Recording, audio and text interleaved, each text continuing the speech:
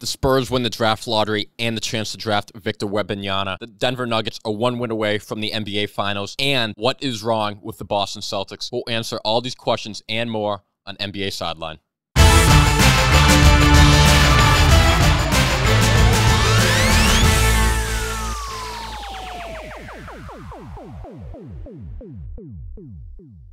What's going on, everyone? Welcome back to NBA Sideline. We're here every Wednesday at noon to break down and discuss the current state of the NBA.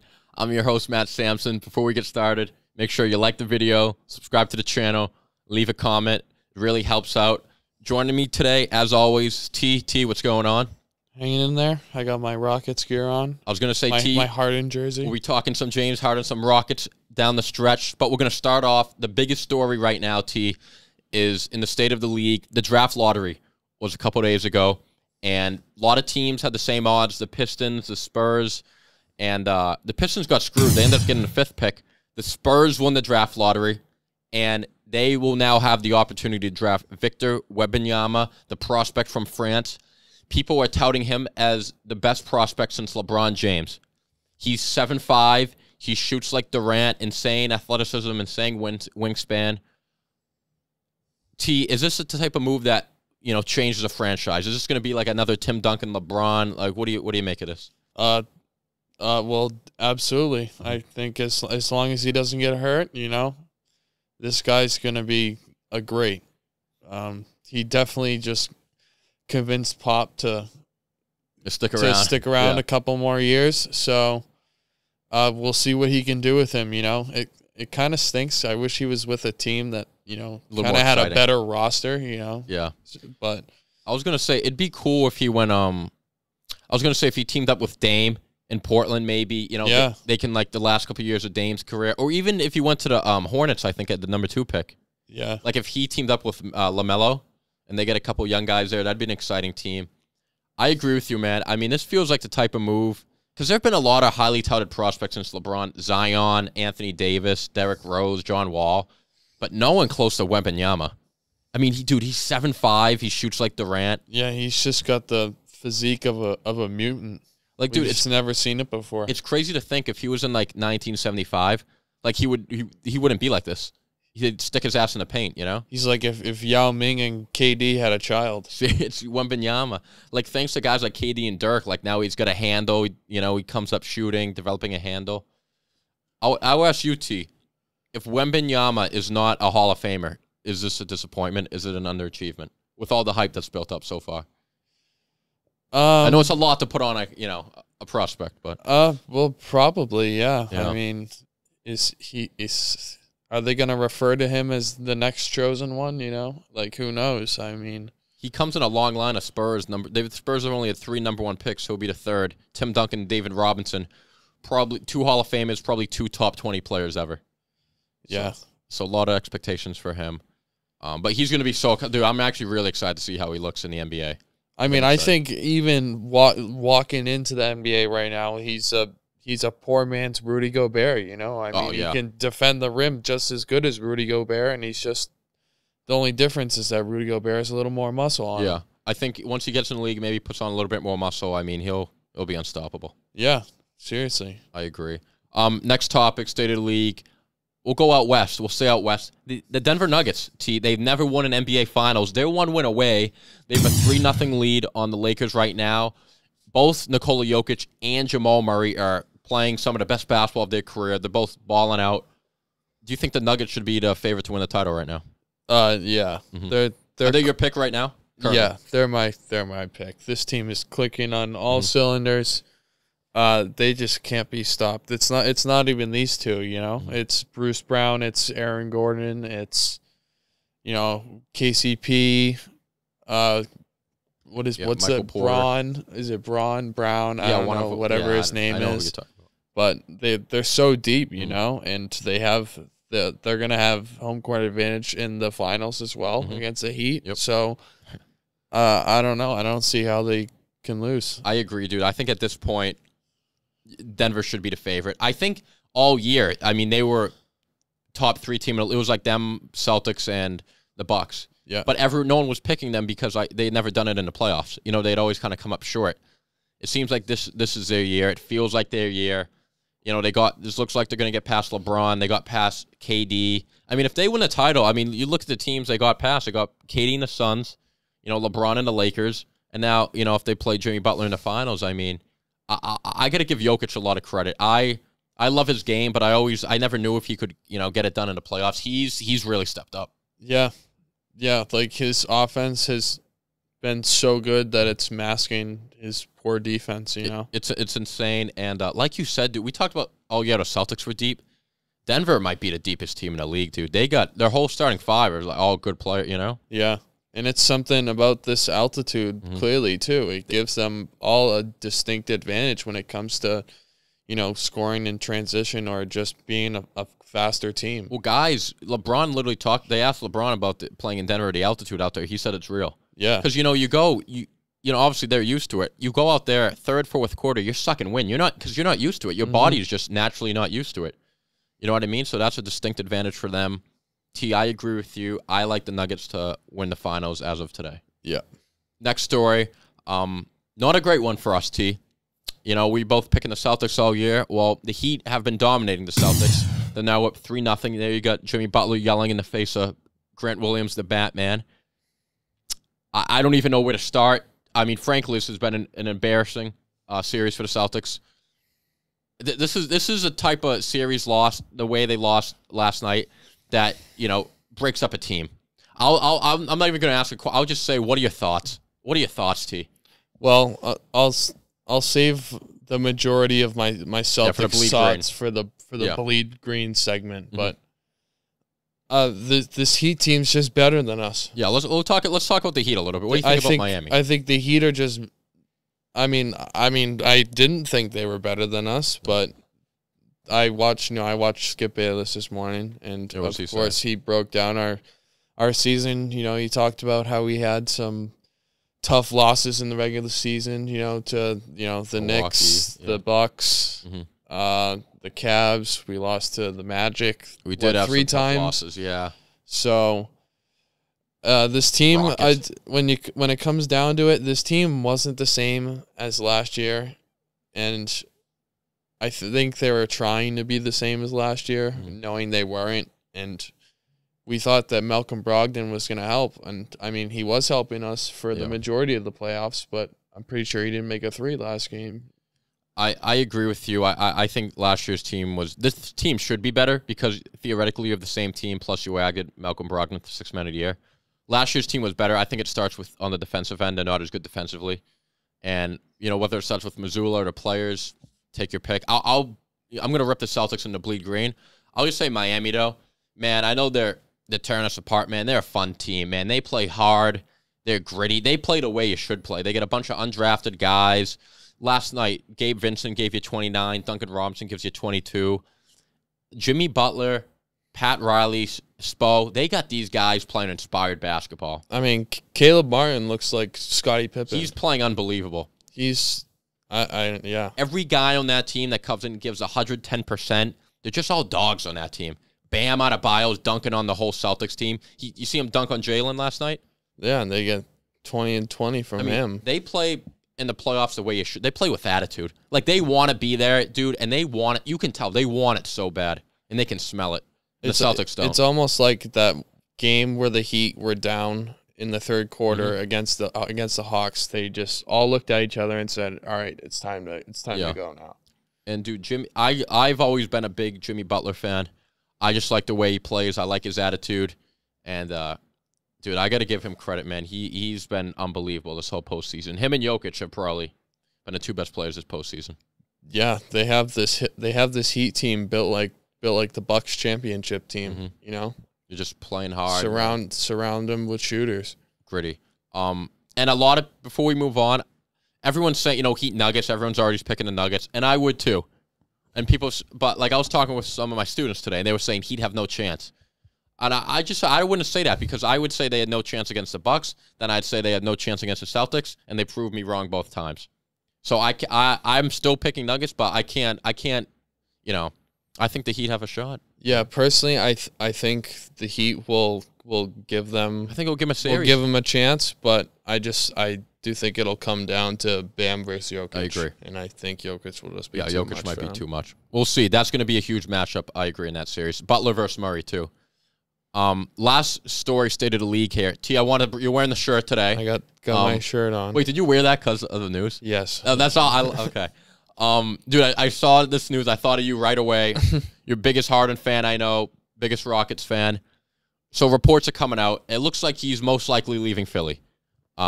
Just a lot of animosity there. Mm-hmm. And he's rumored to, I think he's 33 right now. He's going to be 34 at the start of next season.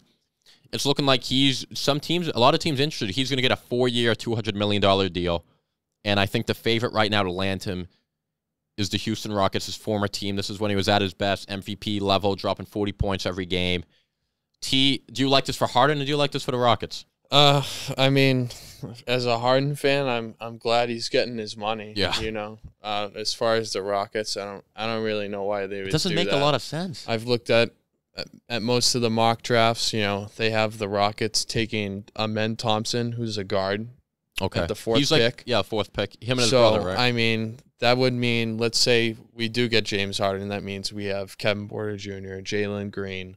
Guard heavy. Amen Thompson, and now James Harden. So that means somebody's got to go. Someone's going to get traded, yeah. And I mean, I've already seen the writing on the wall, I think, that Kevin Porter Jr. is gone this offseason, so that might be happening. All right, maybe that's the reason why. Yeah, I don't know.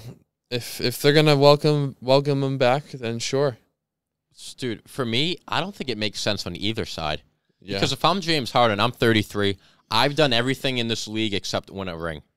And that's like, he gets a lot of crap for that. I think he's just trying to pull like a Dame and a Beal, and just it sounds like the bag. He's kind of like, maybe he's like, you know what, I tried in Brooklyn, tried in Philly, didn't work out. I'm just going to cash out one last time, and that's it. Let's go play where I'm happy, Seriously, dude. Like, if I'm him, dude, I don't know. I don't have a team, like, in mind, but I go to a contender. Maybe if, Dallas, if they don't bring back Luka, maybe you go there. Maybe if one of these, kind of fringe playoff teams shake it up, you go there. I know he loves Atlanta. We all know James Harden loves the strip clubs in Atlanta. And if you're Rockets, you're trying to build a young team, young culture. I mean, I get maybe you want to bring in like a veteran to kind of show him the way and, be a little better, but I don't know if he's the veteran I'd think of to bring in. No offense. Yeah. But I feel like, I mean, I don't know. I would go to a different team if I was him. I'd make a different move if I was Houston. But as just a fan, it would be cool to see him back in the Houston Rockets uniform. I just hypothetically thought of this in my head. Mm-hmm. What would you think about, it would be a swap of Harden and Brown around, and then probably some young players with the Celtics. Yeah. So that means they would have to. That would be a sign and trade. The only way I think I would do that if I'm Boston, because I want Maxey back. Because Brown's 26. Yeah. Harden's going to be 34, so he's 7-8 years on him. The only way I'm doing that, because Jaylen Brown has 1 year left on his contract. If Jaylen Brown says I'm not, he makes it clear I'm not re-signing. Mm-hmm. Then I do that trade. Yeah. But if not, I would keep Jaylen Brown just because he gets 7 years. Even though it's not working right now. Listen, they've been in the East Finals. I think Jaylen Brown's been there 4 or 5 times. Yeah. They've been to the final. You got to keep knocking at that door, And if the Celtics can give him the Supermax, no other team can give him. He made All-NBA second team. So I wouldn't do that. But if Brown makes it clear he's leaving, then I think you got to consider all options. Yeah. That's what I think. All right. Well, on Jaylen Brown, let's get into the Celtics. Let's rip into the Celtics. I'm not bleeding green anymore. I'm putting the Band-Aids on. No more green. What's wrong with the Celtics? I'll just start. Everything's wrong with the Celtics. They play the most uninspired basketball team I've ever seen for a team this talented. Magic Johnson said we quit. Magic Johnson's right. Shout out Magic. Oh, man, it's sad to see because this team has all the talent in the world. They're probably the most talented team in the league. I think they were the favorites to win the title going into the playoffs, other than Milwaukee, going into the season. They made the finals last year. Probably should have beat Golden State, but they choked. They blew it. And it doesn't come down to talent. It comes down to, maturity, dude. You have nights Tatum doesn't show up. Jaylen Brown doesn't show up. Jaylen Brown, in his last 3 playoff games versus Miami, in the Miami series, he's been awful. He shot a combined 2 for 20 from 3. That's 10%. I think I could make 2 just by accident. He's played terrible. I think he had 12 points last night, 16. Tatum had 14. Your two best players, all NBA first team, second team, just didn't show up. The whole team didn't show up last night. It looks like they're just, booking their tickets to Cancun. I got so many issues with this team. I think Mazzula's a terrible coach, although I don't think this is his fault. You lose by 30-plus points. It's not on the coach. But I think he's in over his head. They don't play defense. I don't know, T. What do you think? I'm so fed up with this team. I think after Game 3, one of those two between Tatum and Brown or Mazzula is already gone. I think they're already gone, Yep. And I think that depending on their performance in Game 4, if they lose Game 4 and get swept, then it's art. Then it's lock it in, guaranteed. Maybe even more can happen. But let's say they show some pride and they win 1 or 2 games. Yeah. I think that means it'll save the Tatum and Brown core. Okay. But I think Mazzula's gone still. Because, dude, if you ask me... I think Mazzula's gone regardless. If you asked me last week, like, what are your thoughts on Jalen? I'd say, oh, yeah, bring him 1,000%. Now it's like, you don't know. Yeah. But I agree. I think Mazzula's gone. I think he's in over his head. I also don't think he's a good coach. I don't think he uses his timeouts well. I don't think he manages games properly. He stresses three-pointers and spacing, which is good. But it feels like defense is, like, second priority to him. Yeah. And I feel like the Philadelphia series changed when he prioritized defense and put Robert Williams into the lineup. And it took him that long to do it, And I feel like at this point in the season, it's too long to kind of get that mentality back. I feel like Udoka had him playing harder. Mm-hmm. And the reason I would fire Mazzula is not specifically for the series, even though this is terrible. I don't blame Mazzula. It's partly his fault, but I start with the star players. It's a star-driven league. The reason I get rid of him is it seems like the guys don't respect him and don't listen to him. Yeah. They talk the way that Marcus Smart and everyone talks about him as if they're running the team. Yeah. There's no pushback. And I don't think you have that. And I think this offseason, more than any other offseason, you have a lot of valid head coaches. Monty Williams, Doc Rivers. I'm missing Mike Budenholzer. Mm-hmm. D'Antoni's out there. You have guys with pedigree who, if they walk into a locker room, they have already a built-in respect of the players. Yep. So I agree with you. I think they should make that move. Do you think the Celtics should make any major moves, looking at trading any of their big pieces or starters, or what do you think? Personally, I think if they get swept, I think a blow-up could benefit them. Yeah. I was thinking Smart maybe, dude.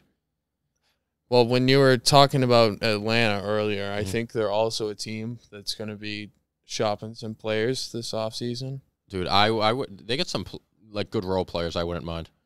I wouldn't mind trying to get Capella from them. Dude, he's a nice. He's kind of not. I mean, they've been trying to move forward with a Kongwu down there, and we clearly need insurance because Rob Williams is going to give us 40 games a season. So I like Capella because, like you said, Robert Williams is always hurt, and I feel like Horford's at the end. He's had a bad Heat series. Yeah. He's looked bad. I love Al Horford, but he has had a bad series. Yeah. So Capella kind of fills out Robert Williams' role, and I feel like you don't have to worry about him getting hurt. Shannon Sharp this morning, actually, too, he also said he thought the Warriors would think about re-signing Draymond and then attaching him with Wiggins to the Celtics for Jalen. I feel like we're losing that trade. I do, too. But, I mean, I guess everything's on the table if Jaylen Brown says I'm out. Yeah. But you can offer him the Supermax, and I think 11 guys have got it. No one's ever turned it down. They've all signed with the team. Yeah. Now, of course, he can sign that, request a trade. I guess under the Supermax, before you can be traded, you have to play 1 year under it. Mm-hmm. So let's say he signs that, you have him for at least 2 more years. Yeah. I think you run it back with the same core, but I think everyone is on the table to be traded except for Jaylen Brown and Jason Tatum. I'm not saying I'm not trading them for no reason, but if you get a good deal, the offer's right. You think it's because chemistry, mentality-wise, something's off with his team, and you've seen it how many years in a row now. It's got to change. It's honestly with the amount of turnovers we have in the playoffs. That was our issue last playoffs, and it's our issue this playoffs too, is turning the ball over on offense. You're just getting missing threes. You're getting outmanned and outwilled by a team you're more talented than, and that just comes down to mentality, attitude, mental toughness. It's almost like we need to call up Phoenix and try and get Chris Paul, but why would we try and get Chris Paul if we know he's not going to be healthy for the he's playoffs? another one who's always hurt. So Celtics very disappointing. It looks like all you can do is sigh. Yeah, we'll see if they extend the 5-6 games, but it's not looking good. I wouldn't count on it. Closing time before we wrap up here. We have a fan question. Let's tune into this fan, see what he's got. Hey boys, thanks again for having me on the show last week. Had a lot of fun. It was great to be back in the studio with the crew. However, this week I can't make it because I got work. I do, however, have a question for you guys. So what is your favorite era of basketball, and how does it compare to this era that we're in right now? Wow, what a cute kid. What a great question. I love that hat. Love that quarter zip. Honestly, that's a great question because that kind of like makes me like reminiscent like when I fell in love with basketball. Great question, Sam. Great looking guy too. I'll go from like 2008 to like 2014 because that was when I think I like really I fell in love with basketball, man. Kind of when the Celtics got the big three: KG, Paul, Ray. Then you had young LeBron on the Cavs. Like, he didn't win a chip yet. D. Wade was out in Miami. Dwight Howard. The Melo Nuggets. Nash and Amari. The Duncan Spurs. God. Shaq was still in the league. Like, that was my favorite ever.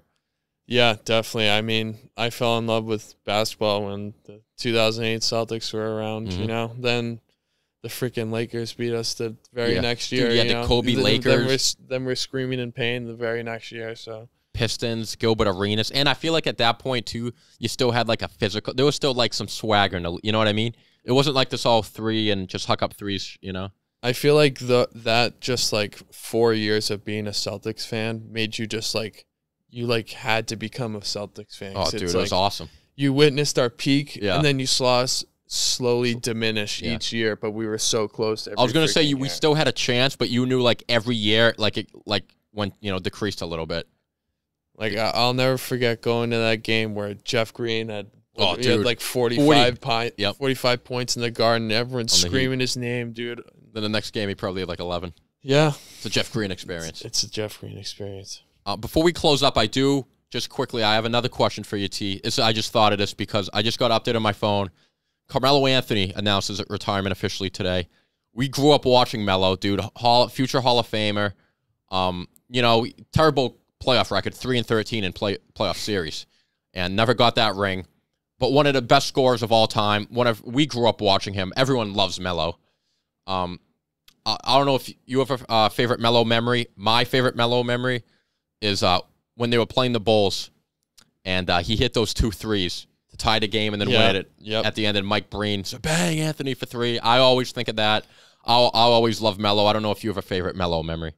It's probably that. I mean, there's too many of him. Just with the 3, the 3 to the head. Dude, he had those Knicks teams with Amari, and then even the younger Melo days when he had AI and Chauncey Billups, Kenyon Martin out in Denver.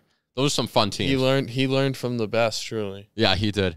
So shout out Melo. Love Melo, and I should have brought my Melo jersey. That's all right. That's all right. You get the Rockets. Well, you did a little stint on the Rockets, Melo. We'll wear another team next week. Yeah, there we go. And that's all we got. Thanks for sticking around. Another episode of Sideline.